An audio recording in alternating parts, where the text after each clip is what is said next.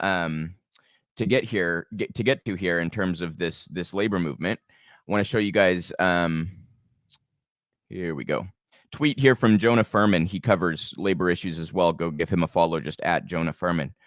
He says the Kaiser Strike just keeps growing, with UFCW locals joining the wave of unions authorizing strikes against a proposed 2-tier contract. He's retweeting the Alliance of Healthcare Unions, saying 5 alliance unions, and they list them off there in their Twitter handles. SoCal locals have announced their members voted overwhelmingly to authorize strikes. In total, 36,000 alliance members are eligible to strike now.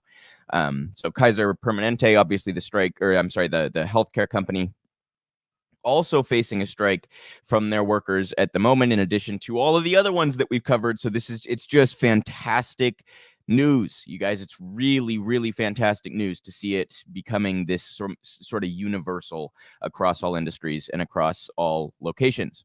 On a couple other interesting notes here, actually, I want to show you guys this one first. We covered how minor league baseball players this was also More Perfect Union, are really treated like shit. We kind of think of athletes as having it made, right? Like, I think it's ridiculous when athletes make $30 million a year or whatever for being talented at a sport. That's fucked up in its own right. But one thing we don't often think about is how exploitative these sports are in their own way. And with baseball, major league clubs treat their minor league players like shit. The More Perfect Union had a video where a minor league player explained that, usually players live like, 3, 4, 5 guys to an apartment. They end up sleeping on mattresses on the floor and sharing rooms and stuff like this, not making much money, not eating good food, not having access to any sort of quality of life during the season. And we have an update here. This is from Jeff Passan, who's one of the big baseball reporters. He says, breaking, Major League Baseball teams will provide housing for minor league baseball players starting in 2022, sources tell ESPN. So that's a huge piece of what minor league players were asking for. And I wanted to cover this as kind of I want to remind people that labor movements really do work, that strikes really do work, and that drawing attention to this kind of exploitation and drawing public outrage really does make a difference. It's never fast enough, you guys. Obviously, progress is never fast enough. But this is great to see. A matter of weeks later, they end up getting one of their major demands. So that's encouraging as well. This is kind of an optimistic segment compared to what I'm usually covering. And one other thing pertaining to sports that I wanted to cover that's also part of this whole labor situation. And this one kind of provokes a bigger picture question about work in the first place. This is in these times. A new group to organize college football players just launched. Incredible timing. After last week's NLRB memo made the unionization of college athletes a possibility, the CFBPA could become very important. So that's the College Football Players Association. It's not quite a union, but a players association is an organization made up of players that represents them during collective bargaining with the owners in sports. Okay, so it's a form of, unions are obviously a more comprehensive form of collective bargaining. So the Players Association is, in many senses, there to do the same thing as a union would be, to represent the players in negotiations. So this is encouraging to see, because college football players have long been exploited to the benefit of network executives and universities who operate like businesses. They sacrifice their bodies for entertainment, for a multi-billion-dollar industry. College football is like tens of billions of dollars, you guys. And where's that money going right now? It's going to ESPN executives, right? And it's going to chairman of colleges and shit like this, the major bonuses that are handed out to, it's going to the college football coaches who make millions and millions of dollars a year. The players who are sacrificing their body get nothing. And of course, the NLRB has now said that they can essentially engage in sponsorship, so they can make money from outside private companies and these kinds of things, which they previously could not do. Carrying on here, last week, a memo from the top lawyer of the Biden administration's National Labor Relations Board, Jennifer Abruzzo, asserted that certain college athletes should be legally considered employees. This decision took a wrecking ball to the myth of the student athlete and opened the door for the unionization of players in big-time college sports. For one recently launched group, the timing could not have been more fortuitous. The College Football Players Association formally launched in July with the goal of promoting labor organizing among college football players. Now the nascent group finds itself presented with an unprecedented gift from the NLRB. Few competitors in its newly energized space and a clear path to becoming a leader in the drive to transform college sports forever. All they need now are the college football players. The CFBPA is the brainchild of Jason Stahl, a former professor at the University of Minnesota who became concerned about the exploitation of the school's football players while he was teaching many of them in his classes. He left the school last year amid disputes over its treatment of players and began working on a book about the topic. He put together the CFBPA with the belief that some kind of players association is necessary to enable players to begin organizing effectively.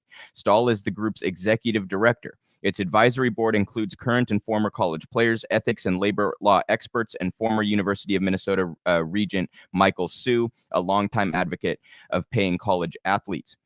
And Jason, I saw an interview with Jason, and he said that his goal in this is to get to the point that individual universities or conferences begin to form like actual unions. So the players would have both a players association to represent them in negotiations and a union. This really fascinates me on a couple of levels. I mean, first of all, I'm always thrilled to see better collective bargaining for workers. But in this case, we do this arbitrary thing, and we have done for a long time this arbitrary thing where we say college athletes are not workers, even though they are obviously providing entertainment, and in any other context would be paid for their talent and for their work.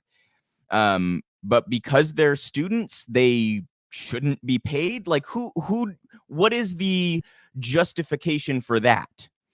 There is none.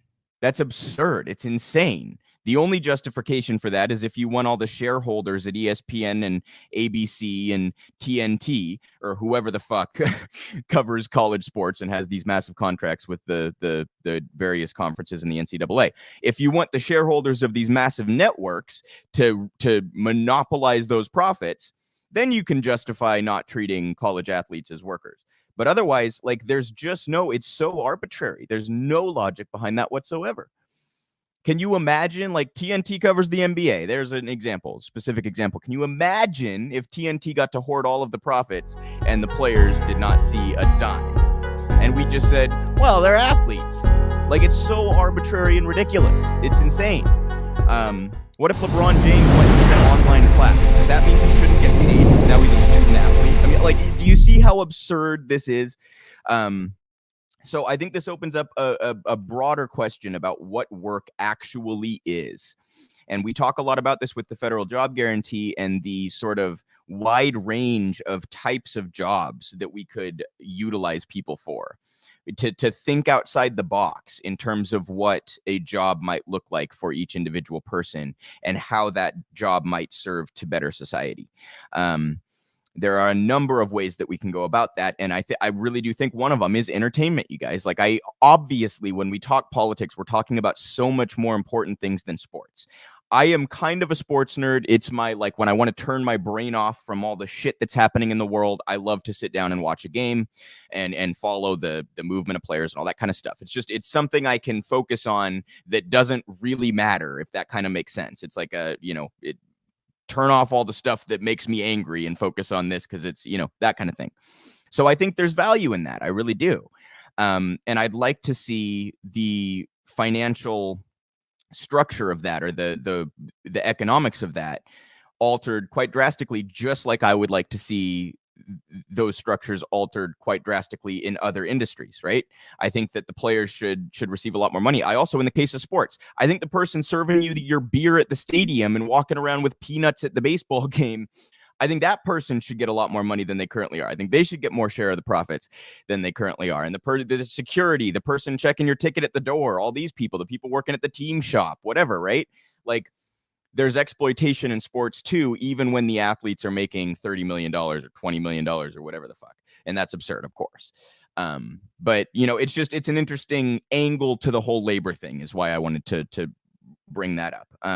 But on the by and large, incredibly encouraged to see the push for unionization in various contexts, the striking and protesting in various contexts, and that this is happening all across the country and all across various industries. It's heartwarming, and I can very seldom say that on this show, covering current events and politics. This is genuinely heartwarming to see, and I hope it keeps up. And we're starting to see some results. Again, never fast enough, but we see that this works. We see that this kind of pressure does genuinely work. Okay. So encouraging shit with all of these strikes, you guys. It's really fantastic stuff. I want to talk now